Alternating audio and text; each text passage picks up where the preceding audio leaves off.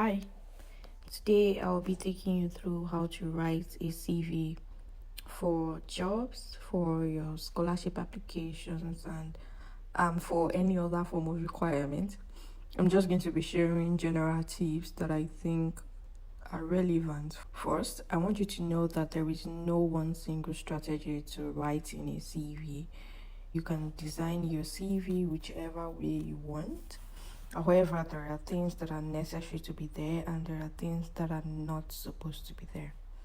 If you are considering an online application and not directly sending your CV to a recruiter or a professor, if you are going to be uploading the CV online, there is a probability that it's going to go through ATS.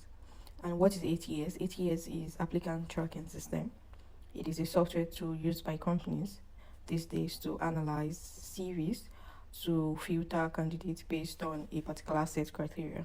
Okay, so the ATS, the software or whichever tool recruiters or companies are using, considers keyword matching. For a particular job role, there are certain keywords or there are certain skills or experiences that are necessary. Most times you find the keywords in your job description. So to make life easy for you, paste the job description on ChatGPT and tell it to outline them for you. You will infuse these keywords into your CV. So right now I'll be showing you my CV, which can act like a guide for you. You do not necessarily have to follow all of them back to back, but yeah, you can get some tips from what I'll be sharing with you. So the parts that I highlighted red, they are of high importance, and the parts that are gold yellow in color, they are sort of not so compulsory, really, in my own opinion. So you should know that your name should begin, your email address, your telephone details, as well as your LinkedIn profile. So it has to be hyperlinked.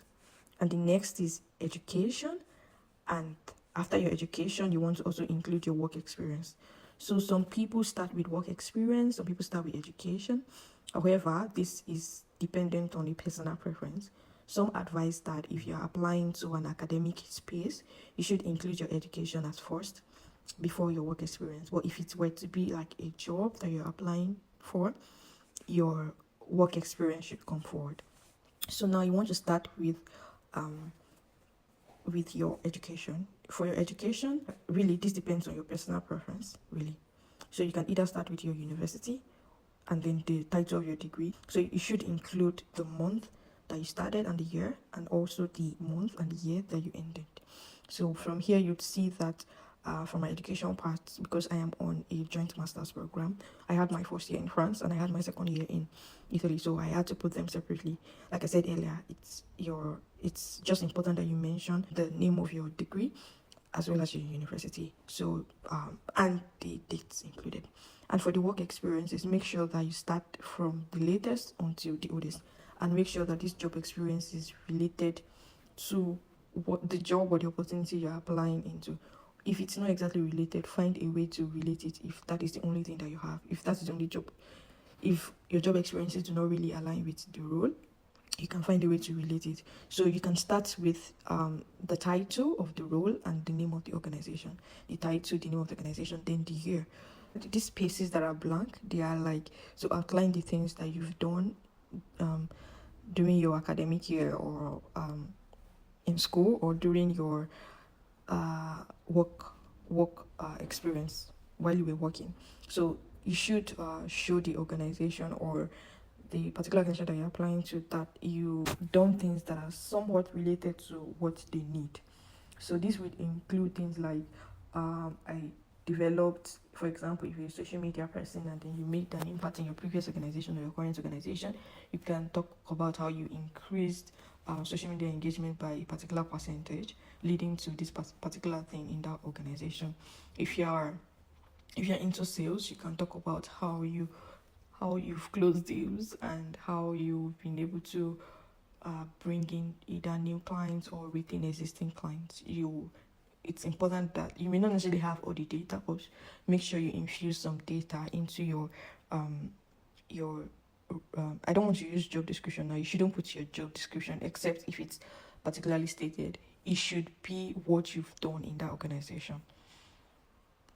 So they should be around 4. The maximum should be 4 bullet points.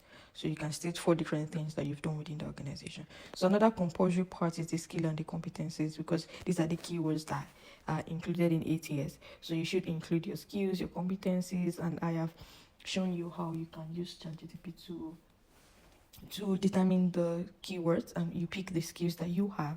You don't want to lie on your CV, because at the end of the day, if you get into the role, or if you get an interview, you don't want to sound like a joke. So you should put a skill that, okay, even if you don't have it now, it's something you can quickly brush up on in a few days before like the interview. So other ones that I think are not so order compulsory, but they're like plus, your certifications and trainings, they are very important as well. Then if your relevant presentation or published articles, these are also very important. In my own case, I don't have like official presentation or published articles. I just put the articles I have written, because I have a newsletter, and my write-ups to a particular organization that I volunteered with at some point. Then awards and recognition, you can put your awards and recognition. It just makes them to see that, okay, this person is doing well in his field, and is someone that we can count on if this person has this also award. And if you don't have it, it's not a problem. And project too is also very important. So this project, it could be a two-way. It's a plus, of course. If you have projects for some roles, you would need to push up your projects immediately after your job experience. So that is another thing you may take note of. And then you need to include your language, particularly if you're applying for roles outside your local community or your local country. You need to include your language. So that will be all for today. If you have any questions for me, please do not hesitate to ask in the comment section, and I will see you some other time. I hope you learned one or two things. Please do not forget to subscribe to this channel. Thank you.